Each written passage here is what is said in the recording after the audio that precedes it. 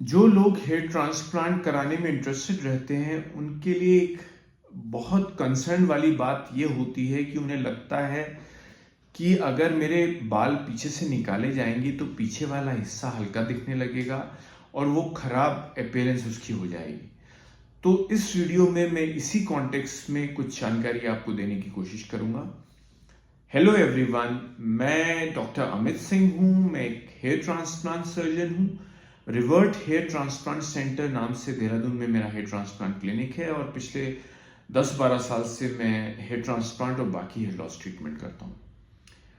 Hair transplant के 2 steps हैं। एक पहला स्टेप पीछे से बाल निकालने वाला है जिसको एक्सट्रैक्शन कहते हैं, और दूसरा स्टेप उन रूट्स को आगे वाले हिस्से में डालना है जिसको इम्प्लांटेशन कहते हैं।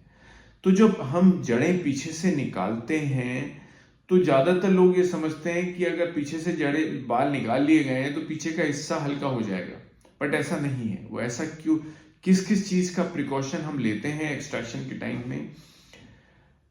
जो पीछे वाला हिस्सा है, जो डोनर एरिया जिसको हम कहते हैं, इससे 6 से 8 हजार जड़ों को सेफली निकाला जा सकता है। एक फॉलिकुलर यूनिट, जड़ जो है फॉलिकुलर यूनिट है, एक जड़ में से 1 से 4 बाल निकल सकते हैं। तो ऑन एन एवरेज अगर हम 8,000 जड़ें निकाल रहे हैं तो 15 से 20,000 बालों को निकाला जा सकता है। अगर 20,000 बाल पीछे से निकाल के आगे लगा दिए भी जाएंगे तब भी पीछे के हिस्से में कोई डिफरेंस पता नहीं लगता। वो जैसा एरिया आपका अब दिख रहा है ऐसा ही ट्रांसप्लांट के बाद भी दिखेगा।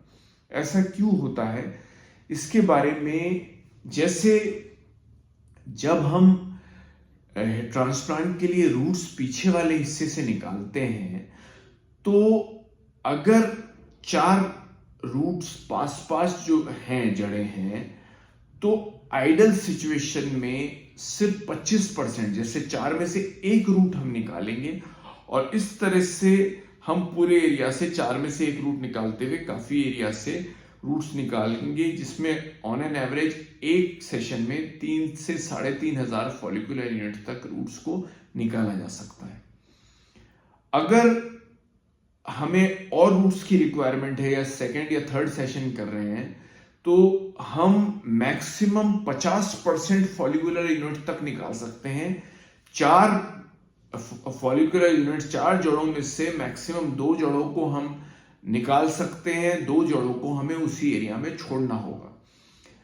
अगर हम 50% जड़ें भी पीछे से निकाल लेंगे तो भी पीछे का एरिया सेम दिखता है, क्योंकि जब तक एरिया डेंसिटी वाइज 50% तक रहता है घनापन सेम वैसा का वैसा दिखता है।